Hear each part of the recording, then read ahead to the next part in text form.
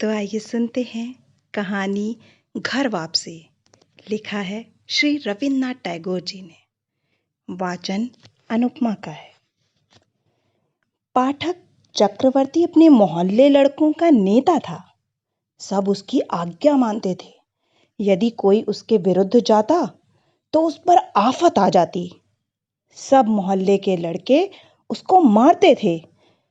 आखिरकार बेचारे को विवश होकर पाठक से क्षमा मांगनी पड़ती। एक बार पाठक ने एक नया खेल रचा। नदी के किनारे एक लकड़ी का बड़ा लट्ठा पड़ा था जिसकी नौका बनाई जाने वाली थी। पाठक ने कहा, हम सब मिलकर उस लट्ठे को लुढ़काएंगे। लट्ठे का स्वामी हम पर क्रुद्ध होगा और हम सब उसका मजाक उड़ाकर खूब हंसेंगे। सब लड़कों ने उसका अनुमोदन किया। जब खेल आरंभ होने वाला था तो पाठक का छोटा भाई मक्खन बिना किसी से एक भी शब्द कहे उस लट्ठे पर बैठ गया। लड़के रुके और एक क्षण तक मौन रहे। फिर एक लड़के ने उसको धक्का दिया, परंतु वह ना उठा। यह देखकर पाठक को क्रोध आया। उसने कहा, मक्खन, यदि तू ना उठेगा तो इसका बुरा परिणाम होगा। किंतु मक्खन यह सुनकर और आराम से बैठ गया। अब यदि पाठक कुछ हल्का पड़ता तो उसकी बात जाती रहती। बस उसने आज्ञा दी कि लट्ठा लुढ़का दिया जाए। लड़के की आज्ञा पाते ही 1 2 3 कहकर लट्ठे की ओर दौड़े और सबने जोर लगाकर लट्ठे को ढकेल दिया। लट्ठे को फिसलता और मक्खन को गिरता देखकर लड़के बहुत प्रसन्न हुए, किंतु पाठक कुछ भयभीत हुआ क्योंकि वह जानता था कि इसका परिणाम क्या होगा। मक्खन पृथ्वी पर से उठा और पाठक को लातें और घूंसा मारकर घर की ओर रोता हुआ चल दिया। पाठक को लड़कों के सामने इस अपमान से बहुत खेद हुआ। वह नदी किनारे मुंह हाथ धोकर बैठ गया और घास तोड़ तोड़ कर चबाने लगा। इतने में एक नौका वहां पर आई जिसमें एक अधेड़ आयु वाले व्यक्ति बैठा हुआ था। उस व्यक्ति ने पाठक के समीप आकर मालूम किया, पाठक चक्रवर्ती कहाँ रहता है? पाठक ने उपेक्षा भाव से बिना किसी और संकेत किए हुए कहा, वहां, और फिर घास चबाने लगा। उस व्यक्ति ने पूछा, कहाँ? पाठक ने अपने पांव फैलाते हुए उपेक्षा से उत्तर दिया, मुझे नहीं मालूम। इतने में उसके घर का नौकर आया और उसने उससे कहा, पाठक, तुम्हारी माँ तुम्हें बुला रही है। पाठक ने जाने से इनकार किया, किंतु नौकर चूंकि मालकिन की ओर से आया था, इस वजह से वह उसको जबरदस्ती मारता हुआ ले गया।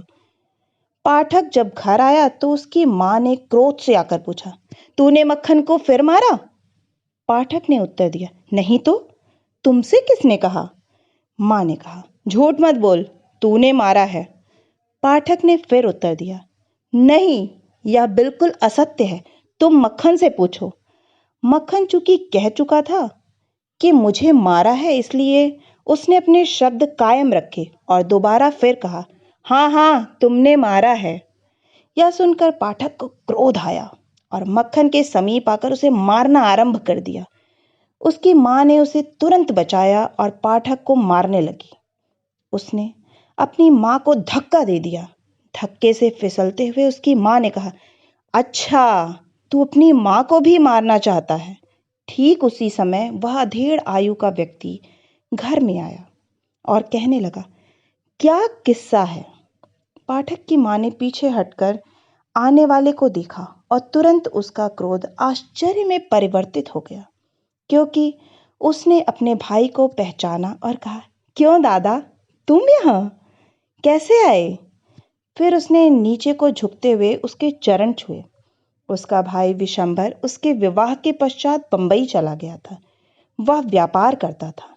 अब कलकत्ता अपनी बहन से मिलने आया है, क्योंकि बहन के पति की मृत्यु हो गई थी।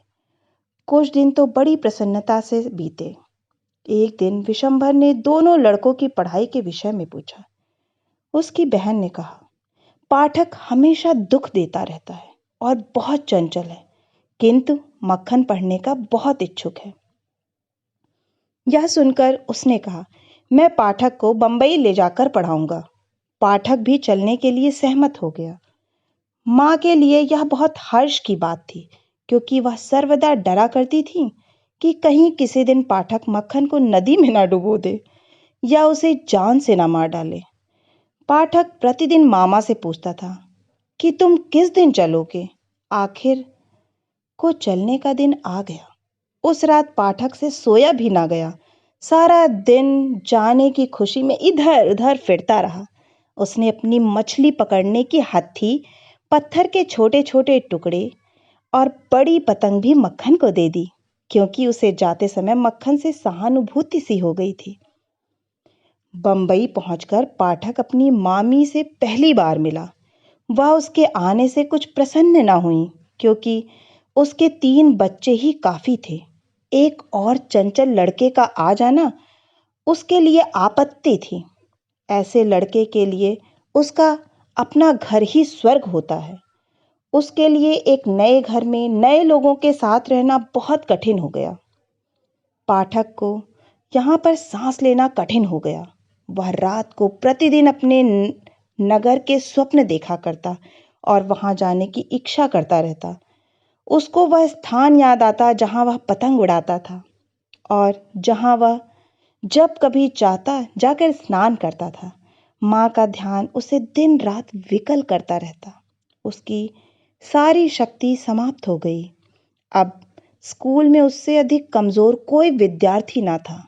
जब कभी उसका अध्यापक उससे कोई प्रश्न करता तो वह मौन खड़ा हो जाता और चुपचाप अध्यापक की मार सहन करता। जब दूसरे लड़के खेलते तो वह अलग खड़ा होकर घरों की छतों को देखा करता।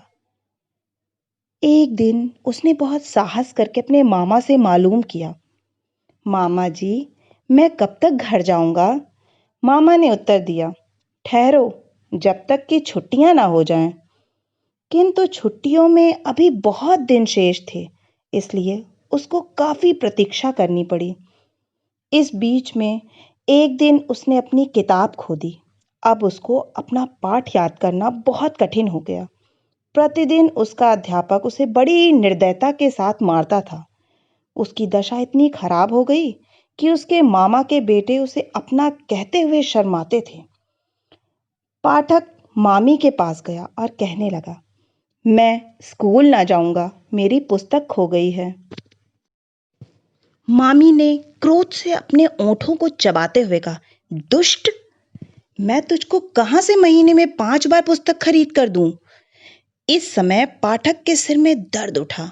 वह सोचता था कि मलेरिया हो जाएगा, किंतु सबसे बड़ा सोच विचार यह था कि बीमार होने के पश्चात वह घर वालों के लिए एक आपत्ति बन जाएगा। दूसरे दिन प्रातः पाठक कहीं भी दिखाई न दिया। उसको चारों तरफ खोजा गया, किंतु वह ना मिला।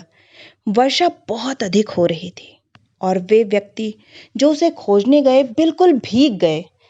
आखिरकार विशंभर ने पुलिस को सूचना दे दी। मध्याह्न पुलिस का सिपाही विशंभर के द्वार पर आया। वर्षा अब भी हो रही थी और सड़कों पर पानी खड़ा था। 2 सिपाही पाठक को हाथों पर उठाए हुए लाए और विशंभर के सामने रख दिया। पाठक के सिर से पांव तक कीचड़ लगी हुई और उसकी आंखें ज्वर से लाल थीं। विशंभर उसको घर के अंदर ले गया। जब उसकी पत्नी ने पाठक को देखा तो कहा, यह तुम क्या आपत्ति ले आए हो? अच्छा होता जो तुम इसको घर भिजवा देते।